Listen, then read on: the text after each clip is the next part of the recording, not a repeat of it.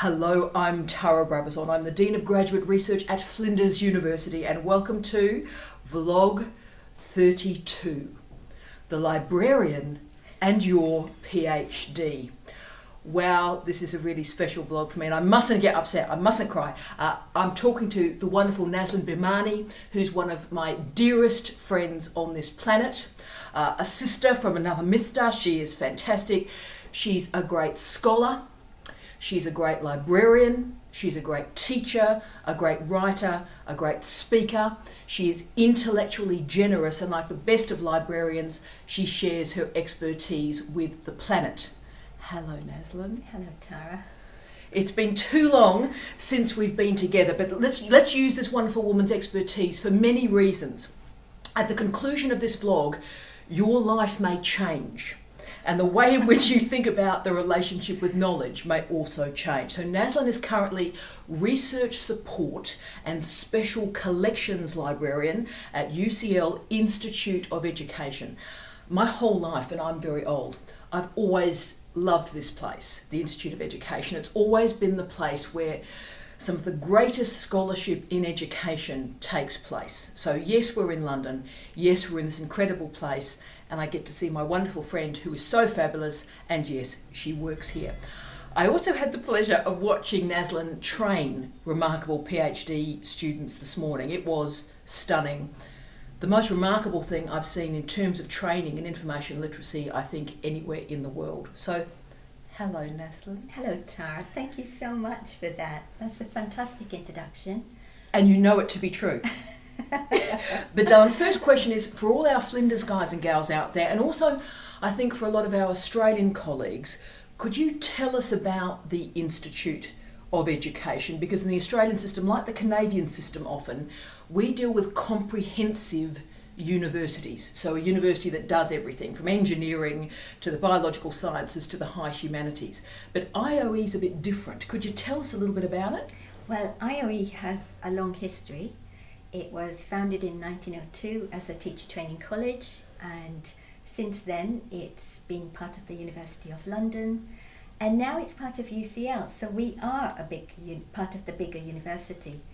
But because of its history, the Institute is known for its research in education and the related social sciences. What can I say? I mean, for the third year running, it's done extremely well in terms of its research output. It's been number one. It's got some fabulous academics, and I must say that I am thrilled. It's a pleasure to work here at the Institute. I absolutely love it. We have students from all over the world. Okay. About 44% of our students are international. Amazing. Many of them are part-timers. And I just think that it's allowed us to develop our library services, our support structures, to provide good parity of support to part-timers as well as the students that come in. And we see the students as future educationalists, the decision makers in education, wow, wherever they are in the wow, world. So in terms of caliber of student as well, we probably have the top students who come over here. So I am just so fortunate to be able to work here, and I'd like to say how wonderful it is to welcome you. Oh, I am so excited to be here. You have a real sense that you can feel the history in these walls, and when you work with and talk to these wonderful students and staff members, they have a real sense of that legacy and what they're doing for future educators. It's really powerful, I think. But of course, research support is in your job title. Now, everyone I think talks about research support. It's becoming one of those glib phrases. How do you define that phrase, research support, and what does that look like for PhD students? Okay, so a lot of my job is supporting the students who are registered with the Centre for Doctoral Education here at the Institute.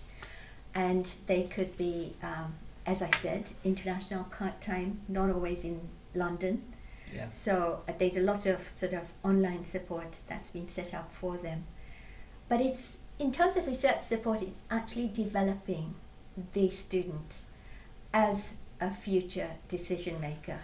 This is, I see these students not as PhD students, but as somebody that I can spend some time with, and I'm lucky enough to be able to do that, but to spend some time with in terms of talking about their early career development, and also in terms of them as future academics who will be making decisions, who will be supporting their students.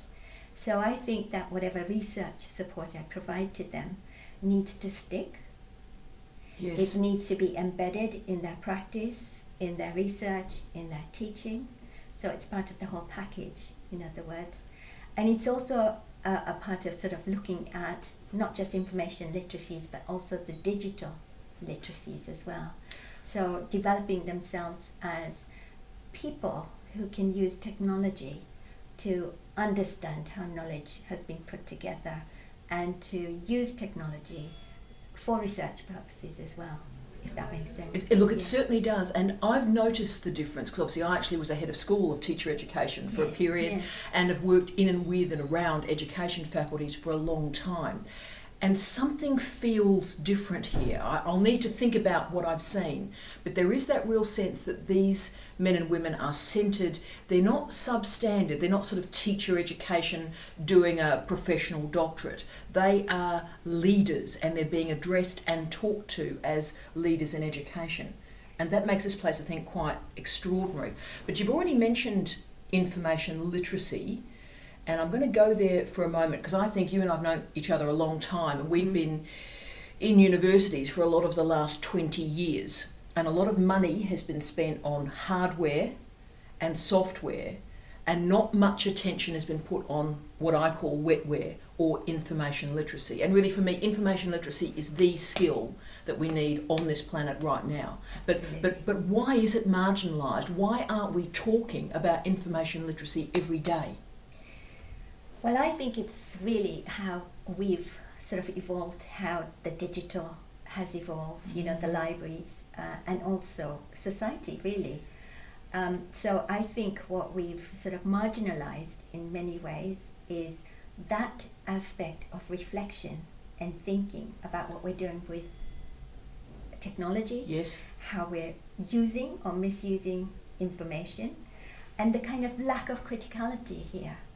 So I think, you know, there's an assumption that, for example, just because you know how to use a smartphone, or you've got a computer and you're familiar with the software or the hardware for that matter, you know why and how it's been put together and how the information is presented to you.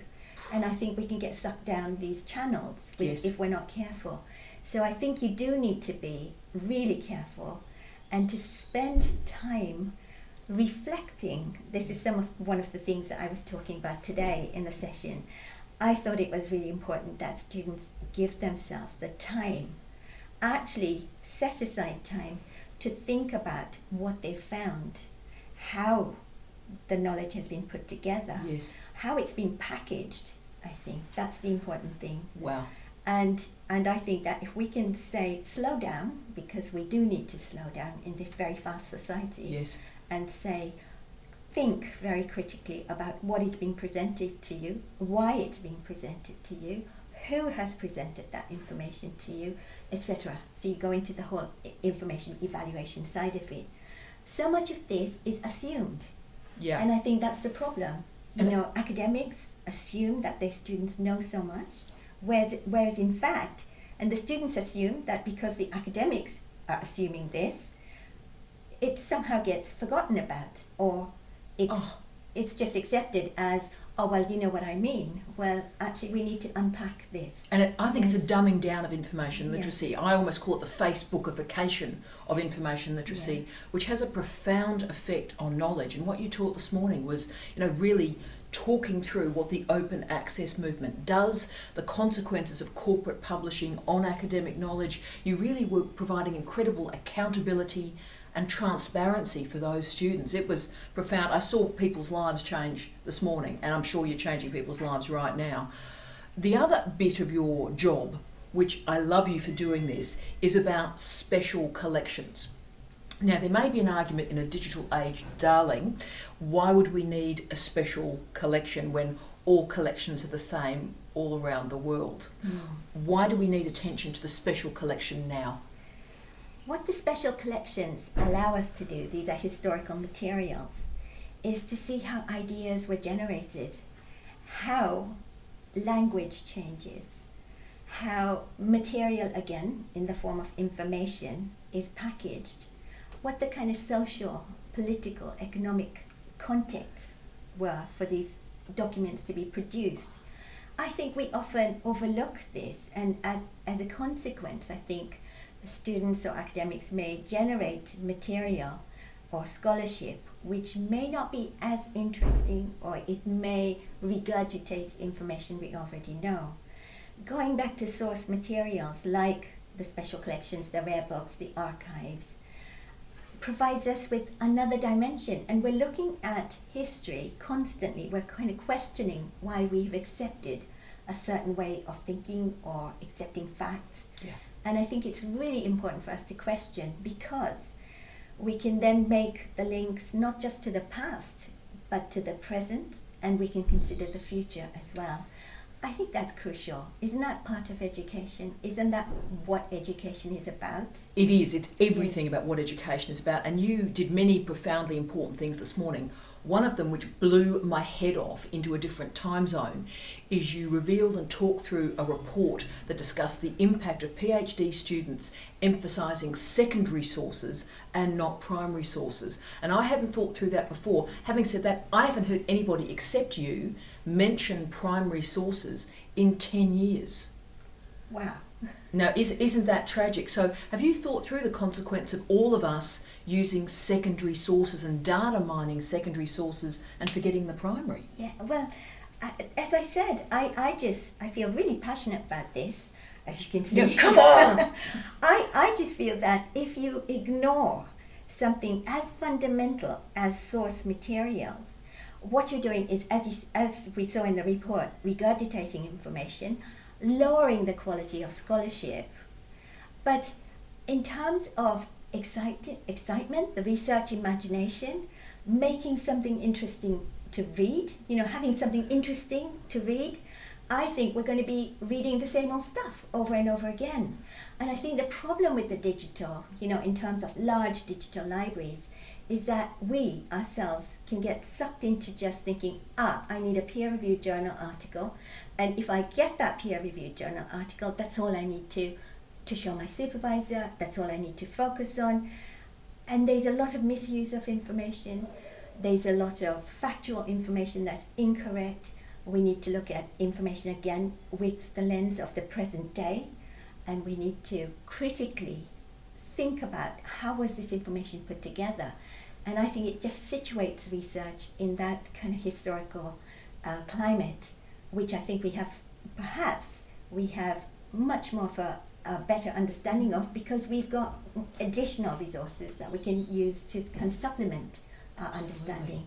So I think that there's a real danger that if we don't, as librarians, as faculty, as decision makers, if we don't deal with or fund the special collections, I think we're in the danger of dumbing down significantly. Absolutely. Dumbing down output, dumbing down education, etc. And it becomes an echo chamber. The thing I worked out this morning is if we endlessly keep citing the same material without attention to the local and the passionate and the distinctive, we'll be dumbing it down, we'll be creating an echo chamber. And in terms of a PhD, which is an original contribution to knowledge, where do we get that spark of difference and defiance and an understanding of the context of knowledge? And you talked about that incredibly powerfully this morning, and therefore it will come as no surprise to the wonderful viewers out there that Nazlin recently won a teaching award. Like, that is just amazing, but it was so well deserved, and it's been a lot of years coming. But it does, I think, capture the role of the librarian as a teacher in doctoral education. And what do you think is the role of the librarian in doctoral supervision? Because you've heard me argue this. Too often we don't see doctoral supervision as a form of teaching and learning. It is andragogy. And therefore, what is your role in high quality teaching and learning in that environment? I think, I see my role as guiding the students. I don't think the supervisor has the time. What the supervisor has is subject knowledge. What the librarian has is the ability, I think, to guide the students in terms of finding quality resources. You know, universities spend a massive amount of money in terms of acquiring content. A lot of special collections have been digitized, and we're purchasing these as well. We ourselves digitize content, and I think a lot of the times this content is lost. It's not possible for a student to know about every single, database that's available, or what the right resources are, or whether there's a subject portal, etc. They will find it eventually, but they may not. There's a danger that they may not. And so I think it's the librarian's role to guide them in terms of finding quality resources, which they can use, which they can question, and which they can then use in a way which would allow them to come up with something that's fantastic. And that's what I think scholarship is about. And it's support, it's guiding. And there is a model of supervision that is a guide on the side. And I often see that's the librarian's role particularly, and saves the student time, ensures the completion as well. So really powerful. And you run a course, and I'm going to pinch this off you in some form, but you run a course in our Centre for Doctoral Education titled Information and Literature Searching. My head has exploded. What is the role of that course in our PhDs? Well, I think that course is quite central in terms of developing the PhD student from possibly before the upgrade. Yes. It has to be taken before the upgrade because the course enables the student to build confidence. I think that's an important aspect of it. It allows the students to develop their personal, their professional, working practices towards the PhD, and develop as early career researchers as well. And the course guides the student in terms of finding the relevant resources. So it develops their, both their information and their digital literacies, because we talk about using innovative technologies in order to save time, organize their work, disseminate their work, exactly, establish themselves as experts, in a climate which is quite competitive, and they do need to do that, and how best to make use of time-saving devices, but also the social media as well, the social web, and how to network. These are things that they need to be aware of as well. This is a competitive environment. Doing a PhD, millions of people are doing a PhD around the world. How are you going to render yourself competitive in that environment? And value adding to the degree, I think, is a great way to do that. Last question, and again, I'm going to probably rip this off you as well, Nazlin. IOE refers to digital literacies as one of their postgraduate attributes. Now, that's really powerful, I think. But as you know, digital literacy and literacies have many definitions, and it's almost becoming a bit of an empty signifier. How do you put content into that phrase?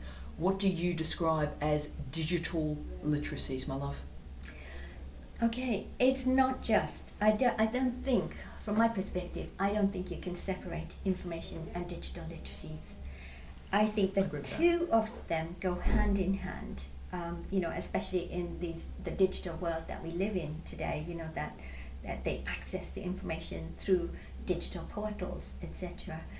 So I think there's a number of issues here in terms of the attributes. The first thing is being able to navigate the digital information environment. I think they need to use the technologies that allow them to save time. Yes. To manage information. Yes. And that includes data as well. So it's not just about information in the sense of literature, but it's also about thinking about the data that they're going to collect, or whether they're going to reuse data. And how they share it too, how they protect the data set. Exactly, understanding the ethical aspects of and the copyright implications in terms of the digital.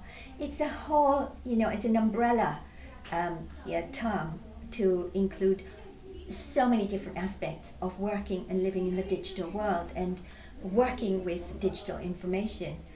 But I think this is really important, that it's also a way in which, as we develop the digital literacies, postgraduate students, early career researchers can think about how these innovative technologies can help change their methodologies. We're talking about text mining, we're talking about, reuse of data. Using tweets, all of a sudden using Yes. tweets as a data source, my goodness me. Exactly. Using the hashtag, following a hashtag as an unobtrusive research method. Absolutely. So this kind of develops them as, possibly as early career researchers who are aware of the potentials of using these these technologies, sort of thing. So I think we could be quite tunnel visioned in how we would see these digital literacies. I think that needs to be widened up a lot more, and that's what I aim to do on that course.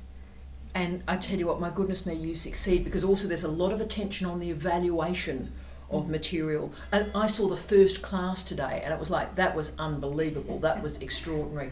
So Nazlin, you and I have known each other a lot of years. And I love you like life is long, and you know that, and I respect you enormously as a woman, as a scholar, and as someone who is transforming this planet every day by doing the hard lifting, the heavy lifting, helping our students become the best scholars they can be. So it's been lovely spending this time with you, and isn't she fabulous, guys and gals? So on behalf of Nazlin and myself, as always, I wish you love, I wish you light, I wish you peace. Take care, guys. Thank you. She's brilliant, eh? Thanks.